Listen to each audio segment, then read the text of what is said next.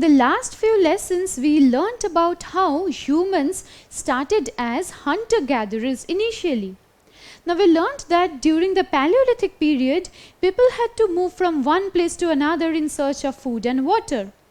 But during the Neolithic period, the world was witness to the formation of proper and permanent settlements. And around this time, human beings also started the practice of farming. Now when we talk about the Neolithic period and this giant leap towards the formation of civilizations, it is imperative on our part to know more about this period. But how do we know about this period? To this end, we should now focus on certain Neolithic settlements that could be found in different parts of the world. So let us now consider ourselves as explorers and begin this very adventurous journey. Let us begin with the Indian subcontinent itself. In the Indian subcontinent, the earliest known civilization was Mehergarh. So this shows you where Mehergarh was. And Mehergarh is situated in the present day country of Pakistan. Previously, it was in the northwestern part of the Indian subcontinent. Mehergarh lies in the Indus Valley region, and it is also close to the Bolan Pass. Now a point that we have been harping upon all along is that we need to situate various events in history. That is to say, we have to take into account the chronological time period. In that regard, the question that arises is that when did this civilization at Mehergarh exist? It existed between 7000 BCE and 2500 BCE. So let us now focus on the lives of the people who lived between 7000 BCE and 2500 BCE in Mehergarh. In our previous lesson, we learnt about how the beginning of the practice of farming was one of the most distinct features of the Neolithic period. And it goes without saying that in Mehergarh as well, people used to practice farming. In this regard, we should definitely keep in mind that Mehergarh was this place in this region, that is in the northwestern part of the Indian subcontinent, where people started farming for the first time. So in this entire region, Mehergarh constitutes to be the oldest place or the place where the earliest practices of farming were done. Now, which food grains were cultivated by the people who lived in Mehergarh? They grew food crops like barley and wheat. And we know that these food crops were used by the people as food grains. Now, another important point that we need to keep in mind when we discuss about Neolithic settlements is that this was the period when humans were domesticating and taming animals. They kept these animals like cattle, sheep and goat with themselves in order to get milk and meat from them. So this is also an evolution from the phase or the period of hunting gathering. And in Mehergarh as well, animals like sheep and goats were reared by those people who lived there. Now, archaeologists have come up with very important and interesting discoveries about Mehergarh. What have they found? They have found that Mehergarh was a place that was slowly evolving from a small village to an urban conglomeration. But how did they understand this? As in, what were the evidences that suggest these facts? To this end, archaeological excavations at this site have revealed that square or rectangular houses with 4 or more compartments were used or made by these people. And in these compartments, 1 or more compartments could have been used for the purpose of storing grains. So previously, we learned about how people used to live in caves and natural shelters during the Paleolithic period.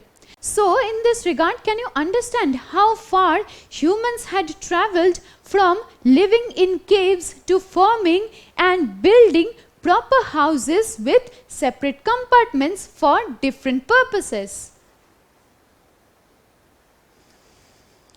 Now, this was a time when human beings domesticated and reared animals, and this is a point that we have already discussed at great length.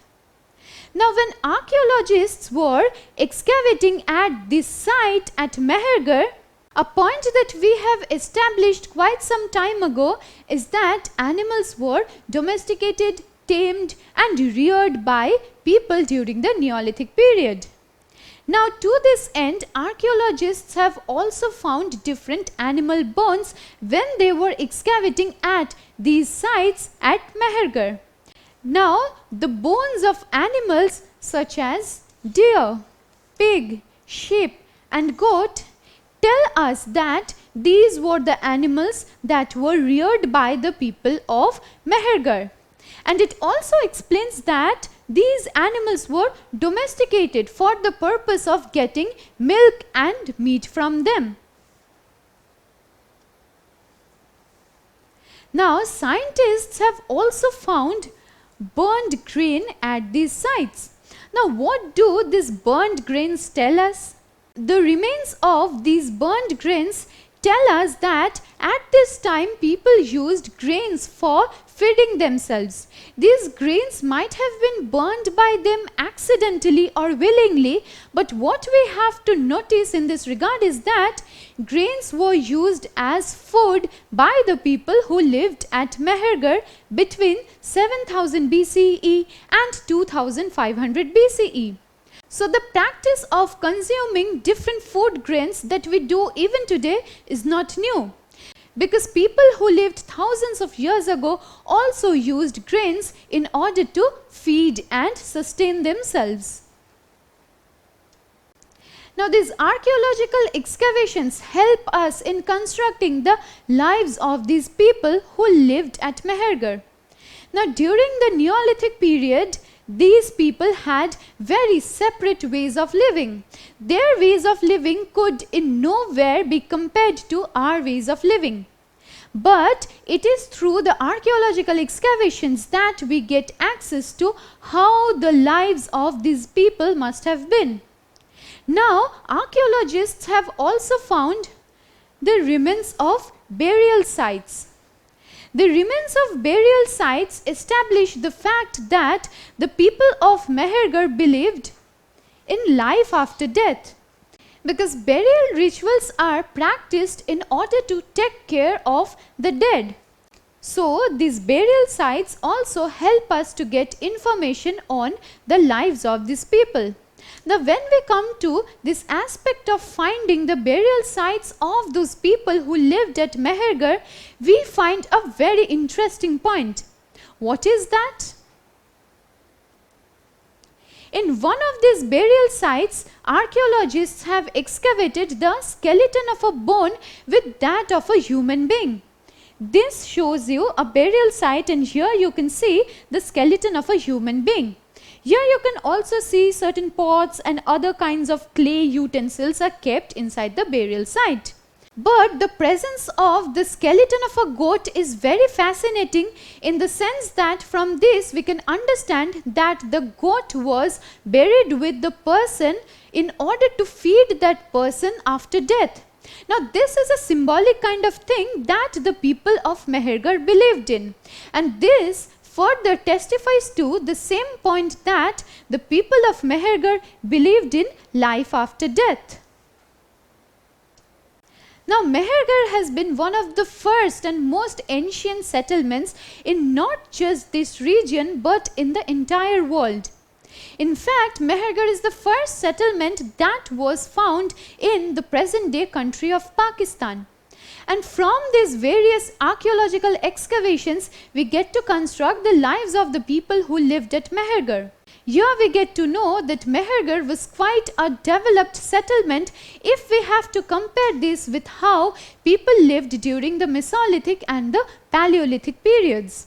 This also testifies to the fact that the Neolithic period marked a new epoch in human history.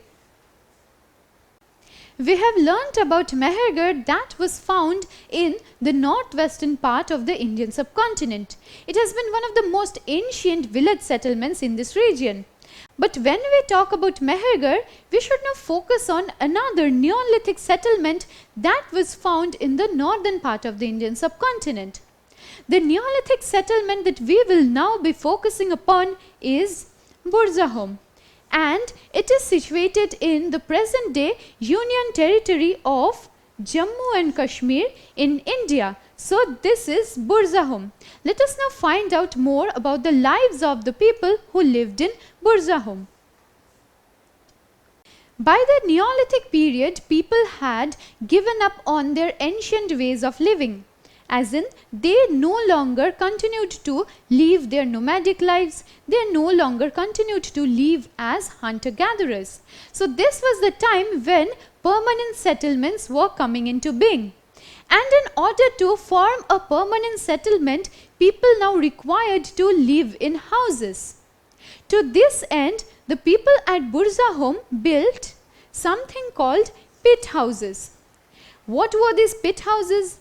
These pit houses were dug into the ground, and steps give access into the pit houses.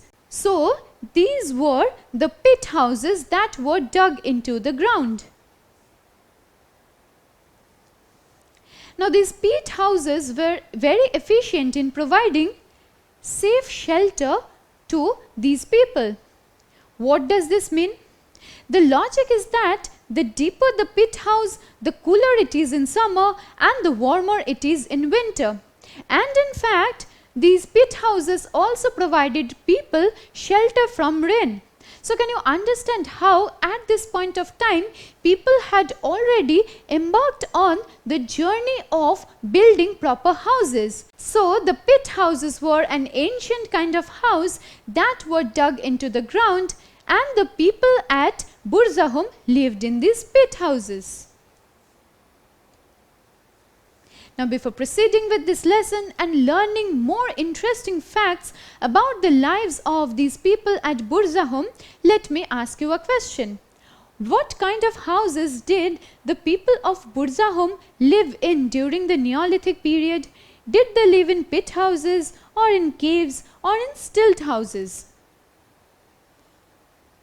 Well, the correct answer is pit houses. People at Burzahom used to live in these pit houses that were dug into the ground. The discipline and practice of archaeology is very crucial in helping us understand our past, in helping us understand from where we began. Now in this regard, when archaeological excavations were performed at Burzahom, archaeologists found several cooking places. Now these cooking places were found both inside and outside the huts. What does this suggest?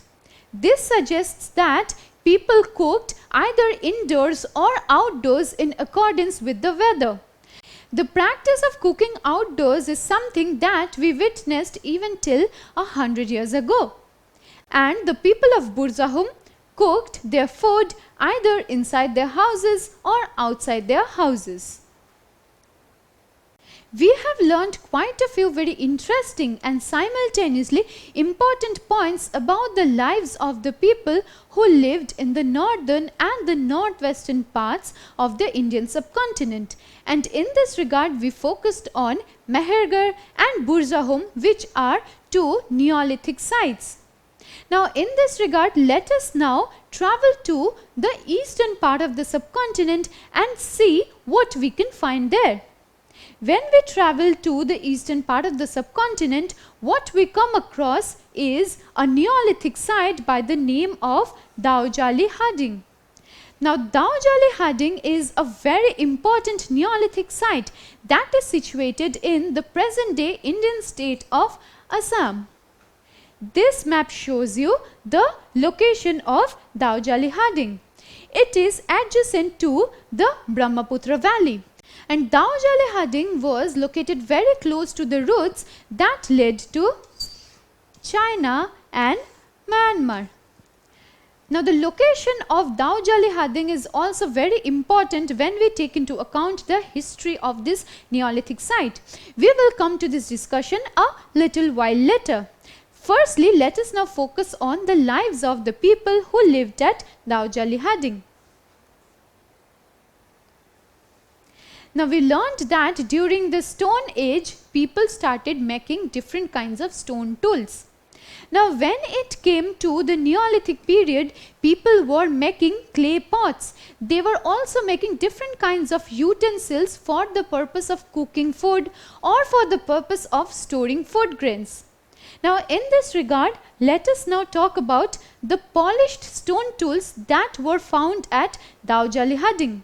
Now during the Neolithic period, the older stone tools that were made either during the Mesolithic period or the Paleolithic period were becoming more advanced. These were polished to give very fine edges. So we find stone tools at Daujali Hading.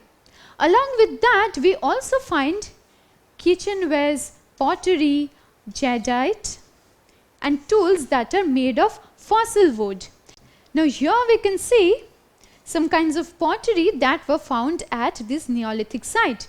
Now jadeite is a stone that is probably found in China. So can you understand how Daujali Hading's geographical location played a very strategic and important role in establishing trade routes between China and the Indian subcontinent. We also find tools that were made of fossil wood at this Neolithic site. The three Neolithic sites that we focused upon all this while were all within the Indian subcontinent. But the Indian subcontinent was not just the only place where Neolithic settlements sprang up. Because during this time, Neolithic settlements were coming into being in different parts of the world. That said, let us now focus on another part of Asia. And here we come to the country called Turkey. A Neolithic site that we find here is known as the Çatalhöyük.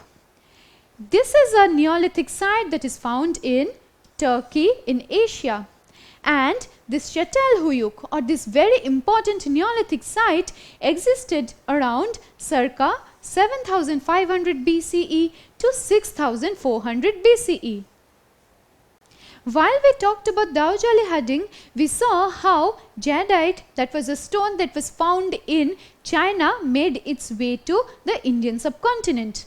Now when we come to Çatalhöyük, we can see that different kinds of things came to this Neolithic settlement from different parts of the world.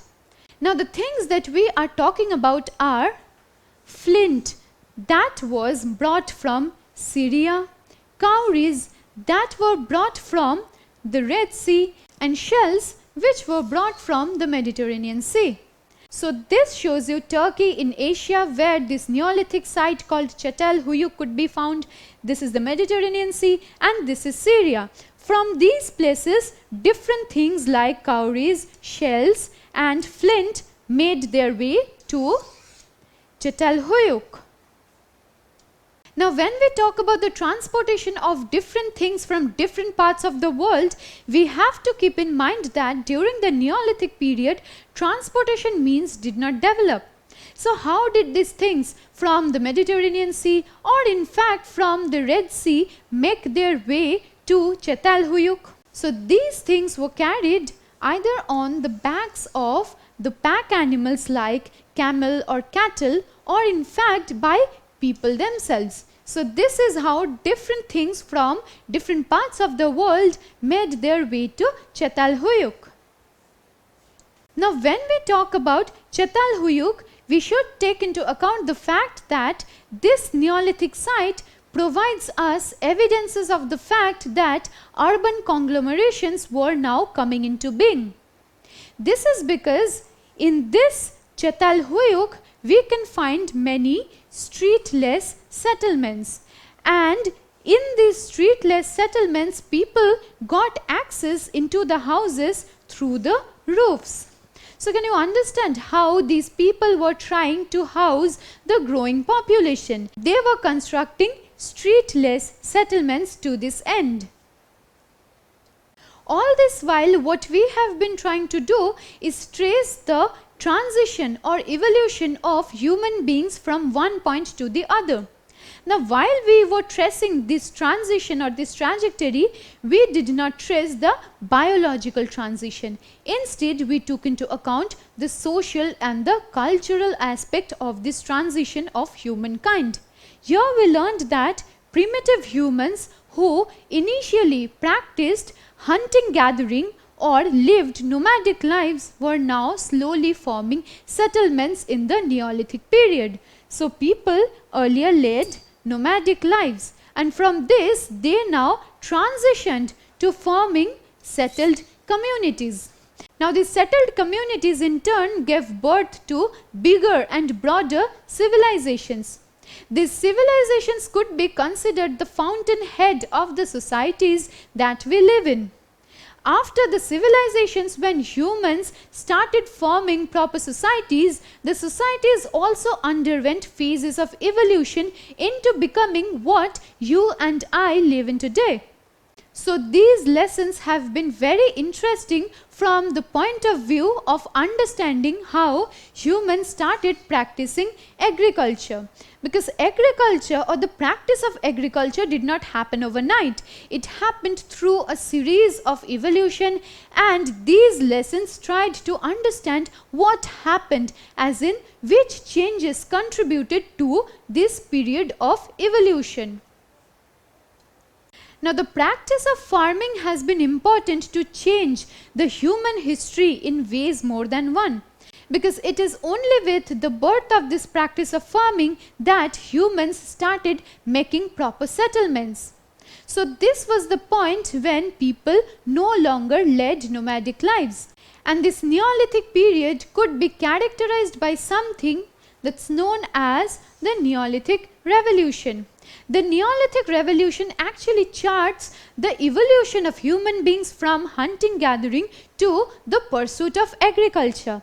And in fact, this can be considered the origin of human civilizations. So this is a point we just talked about. The practice of farming actually facilitated the growth of settlements, and in this way we took a great step towards forming civilizations. Our ancestors took a great step towards forming societies that we live in today. So here we have reached an end of our discussion on from hunting gathering to growing food. All these lessons were devoted to understanding this series of changes and evolution. Firstly, we learnt about the Paleolithic period when humans were hunter-gatherers. They lived nomadic lives. But around 12,000 years ago, several environmental changes facilitated the growth and development of grasslands. Now this was the point when people slowly started realizing that they can grow their own food crops. And this growth of food crops in turn helped and made people understand that they can now form permanent settlements. So this is how we traced how people evolved from the Paleolithic to the Mesolithic to the Neolithic period. Now the Neolithic period could be considered a breakthrough moment in human history in ways more than one. Because during the Paleolithic period, several very important discoveries like the discovery of fire or in fact the invention of stone tools came into being. But all this together contributed to helping humans form settlements. Now in today's world, we take everything for granted, be that the food we eat, the shelters we live in, the clothes we wear. We often do not give a thought to the point from where we began. But with the help and the benefit of disciplines like history and archaeology, we get access to our past. We get to know from where we began and how we evolved into being where we are. Don't forget to subscribe to our channel and hit the bell icon. You can also register for free at DeltaStep.com or download the DeltaStep app to learn one-to-one with our amazing teachers or to get access to all our 5,000 plus amazing videos as per your school syllabus. Master each topic with our adaptive practice technology. Get million+ questions with step-by-step solutions and unlimited mock tests. Get all your doubts resolved instantly. Learn via games and win amazing prizes like PlayStations and iPads. So at DeltaStep, learning is not just fun and easy, it's rewarding too. So register for free now.